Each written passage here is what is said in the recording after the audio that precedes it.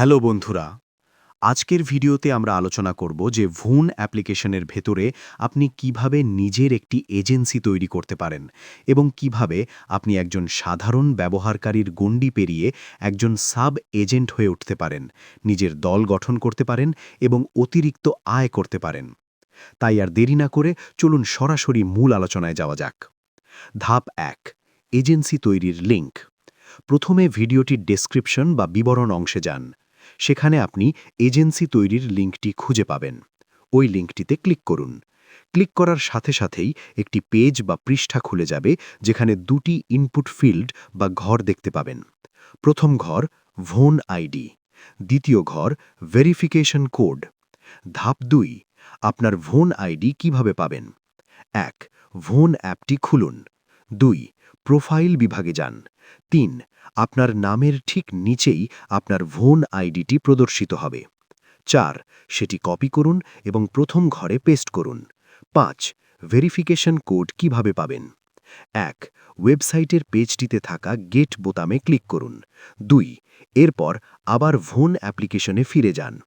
৩, messages বা মেসেজ/সিস্টেম মেসেজে যান। সেখানে আপনি আপনার ভেরিফিকেশন কোডটি দেখতে পাবেন। সেটি কপি করুন এবং দ্বিতীয় ঘরে পেস্ট করুন। শেষ ধাপ, প্রয়োজনীয় সব তথ্য পূরণ করা হয়ে গেলে পেজের নিচের দিকে থাকা সাবমিট বোতামে ক্লিক করুন।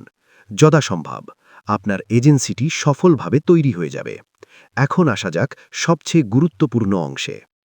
আপনার এজেন্সিটি তৈরি হওয়ার মুহূর্ত থেকেই আপনি আর কেবল একজন সাধারণ সদস্য হিসেবে গণ্য হবেন না। আপনি হয়ে উঠবেন একজন নেতা বা লিডার। আপনি যা যা করতে পারবেন, অগণিত হোস্ট এবং সাব এজেন্ট যুক্ত করতে পারবেন। আপনার নিজস্ব একটি দল বা টিম গঠন করতে পারবেন। আপনার দলের পারফরম্যান্স বা কাজের উপর ভিত্তি করে অতিরিক্ত কমিশন আয় করতে পারবেন। আপনার প্রশাসনিক ক্ষমতা এবং আয়ের পরিমাণ উভয়ই বৃদ্ধি করতে পারবেন। আপনার দল যত বড় হবে, আপনার আয়ও তত বেশি হবে। আপনার অধীনে যত বেশি সাব এজেন্সি থাকবে, আপনার প্রবৃদ্ধিও তত বেশি হবে। আপনি যদি অনলাইনে অর্থ উপার্জনের ব্যাপারে সত্যি আন্তরিক বা সিরিয়াস হন, তবে আজই আপনার নিজস্ব এজেন্সি তৈরি করুন এবং একজন সাব এজেন্ট হিসেবে নেতৃত্বের ভূমিকায় অবতীর্ণ হন। মনে রাখবেন, যে সবার আগে শুরু করে সেই সবার চেয়ে এগিয়ে থাকে।